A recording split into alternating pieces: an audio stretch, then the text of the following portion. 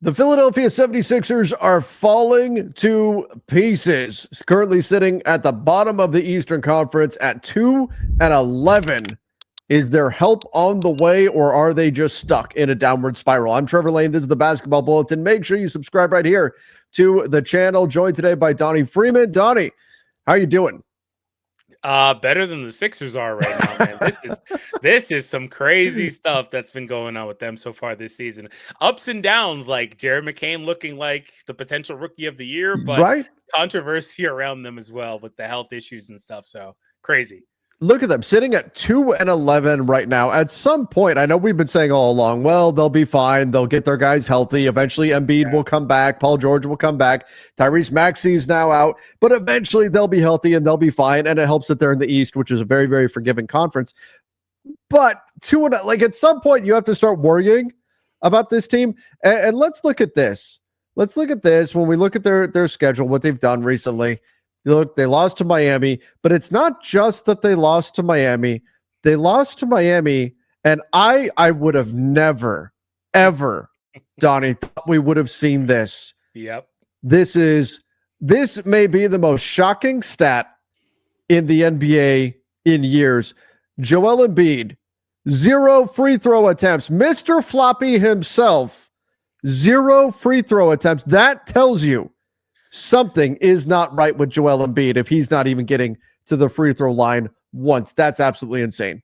Yeah, that's ridiculous right there. I don't know what was going on in that game, but that's crazy to see that. And I think that might be the first time since early in his career that that's happened. So that's insane. It tells you everything you need to know about how things are going for him. And speaking of which, he's played 3 games. They've lost all of those games. Oh. And he's playing an average of 30 minutes even per game, shooting 32% from the field, 15% from the 3-point line, giving 14.7 points, 6 rebounds, and 4 assists. He's just not been good for them so far. And that's just him. I mean, there are other things you could talk about, like PG and his unavailability as well. Yeah, he can't hit. Paul George, when he is on the floor, he's not hitting shots. Look at this in the most recent game, 1 of 7 from 3.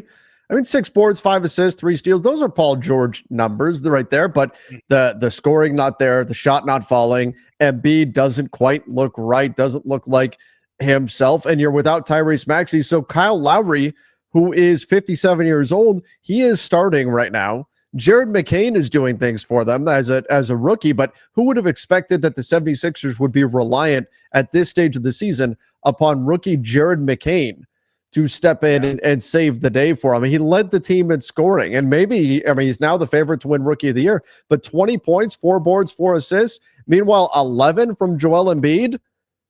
Things are very, very wrong in Philadelphia. So they wound up having, after last night's game, they wound up having a team meeting to air out, a long team meeting to air out all their concerns, and some blame was being placed as well. In fact, Tyrese Maxey called out Joel Embiid for always being late. This is from Shams Charania, said Maxey challenged Embiid to be on time to team activities, calling him out for being late for everything and how it impacts the locker room from other players to the coaching staff.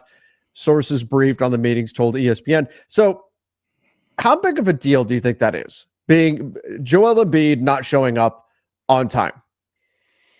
Well, I think that it's more about him being the leader of this team, or supposed to be the leader of this team, and the example that sets. And, it also, when you're losing, right, everything is also elevated. All the emotions are elevated, and the way things look, can be perceived a little bit differently. So people are probably sour with him because of this stuff. And so I don't know if it would have mattered a ton if they were winning games, but right now every little thing does matter. And so he needs to project leadership, and he needs to be, punctual if he can, because being late to everything is just not great in general. So yeah, I think this is definitely something that probably has been bothering Maxi or maybe other players for a while now. Well, and when you're late, and you're right, you hit the nail on the head in that Embiid needs to show as the leader of the team that he needs to set the example. He needs to set the precedent. But also when you're late to stuff all the time, that's sending the message without actually saying it, but it's sending the message that other stuff matters more. Yeah. That's simply what you're saying. Other stuff, whatever else you're doing, matters more than what it is that you are showing up late to. Now, there's times where people are late and it's unavoidable. Something you get in traffic that you weren't expecting. There's an accident on the freeway. Something that happens. But if it's every single thing, as Maxey said, he's late for everything. That sends a message. And for a team that's losing like this, the only way out of it is to fight. That's it. That's the only way out, is to battle and have that toughness. And that's going to require a lot of effort. That's going to require guys really stepping up. And Embiid setting the tone by not showing up on time, that doesn't suggest that he cares all that much about this. And I'm not saying he does not care, but it sends the message that he doesn't care. And that can have very negative impacts across the team. So I'm glad that Tyrese Maxey called him out and said that, because this is the kind of thing where he can now recognize the impact that this is making on the rest of the team, and he can start to change here. But Donnie, let's get into some. I thought some of the replies for this were pretty crazy. This tweet that went out, I mean, really, is Embiid is in his son's Shaq phase of his career. I mean, what? Like, if that's the case, Philly's done. Right, they're not climbing out of the bottom of the Eastern Conference. If it's the what do you call himself? The Big Shaqtus? Oh my God, the numbers would suggest that he is so far, but it's only been a few games. I think he bounced. Ben Simmons looking at the 76ers falling apart right now. Can't blame me. Dude, I used to see this one so much when we would have losses when he had left the Lakers. Oh yeah, this one was a lot, like, used a lot. Absolutely. Maxi is a leader. That's why I mess with him so much. The Sixers.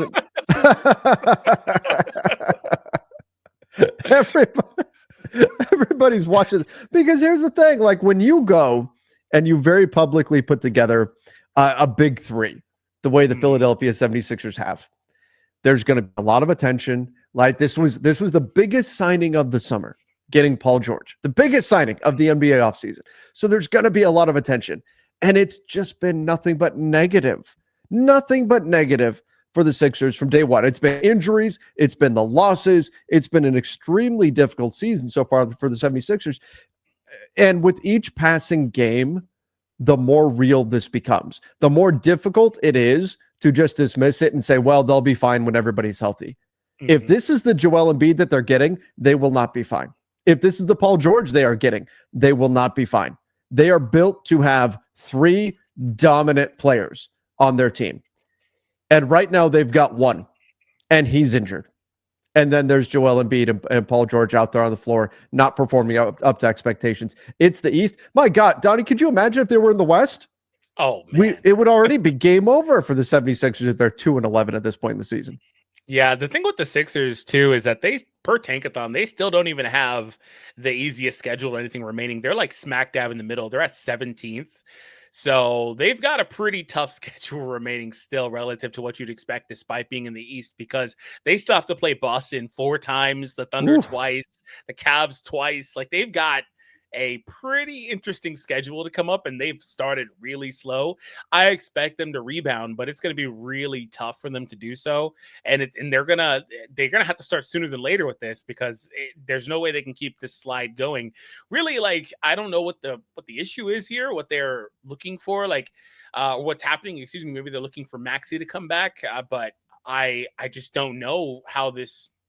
Because it shouldn't be here. They've got Yabusele, they got Caleb Martin, they've got Drummond, Eric Gordon, they've got their 3 stars. They've had limited availability between the 3, but still they're on the roster. McCain is playing higher than you would expect in terms of, like, being rookie of the year potentially. Like, this shouldn't be where, like, you probably should have snuck around and won at least a few easy matchups throughout this stretch, right?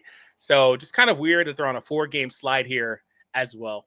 Oh, nobody in Memphis is crying for him. Memphis has been insanely injured, and they managed to stay afloat in the West. I mean, the Pelicans have imploded, but they've got 80% of their starting lineup out, plus their top 2 reserves have been out.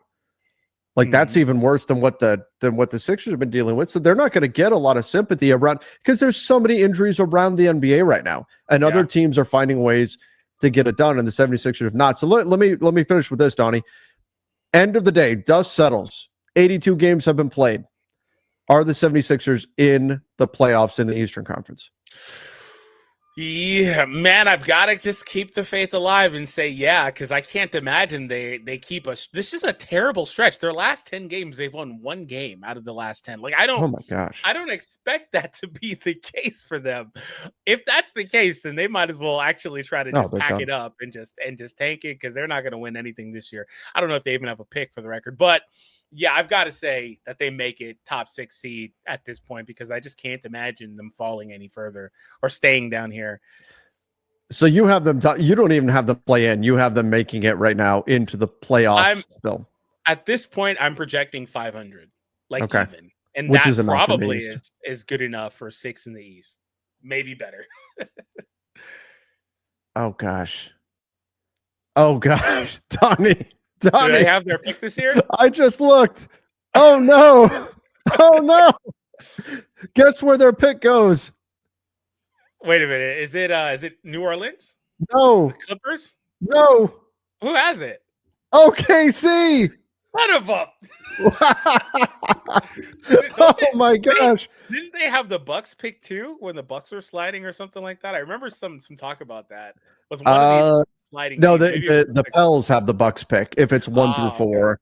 Oh, maybe they have it if it's after, because there's protections on it. It goes somewhere else if it's not 1 through 4. So maybe, but so Philly's first round pick goes to Oklahoma City, protected 1 through 6. So if it's top 6, then it will not convey. Then it goes to 2026. But so if they wind up with the 7th pick, they give OKC another a lottery pick. Jeez, man. Wow. Oh my God. OKC's going to be getting lottery picks the next decade. Good Lord. So if you're OKC, you're thrilled with what the Sixers are doing right now. Now, right now, they've actually been losing too many, but if we're projecting that they're going to rise up a little bit after this, like the best case scenario for OKC is the Sixers finish with the 7th pick. And crazy as it is, but that's not out of the question right now. No, definitely not. They've got one of the worst records if not the worst record in the entire NBA. So yeah, that's kind of crazy. This is why I said it doesn't even seem real to me that they're this bad. So they've got to rebound, but it's going to start with Embiid and the team getting on the same page, and Embiid's his production coming around. There's no way he can end a game with no free throws and 11 points. And I don't even want him taking that many free throws, but zeros is crazy.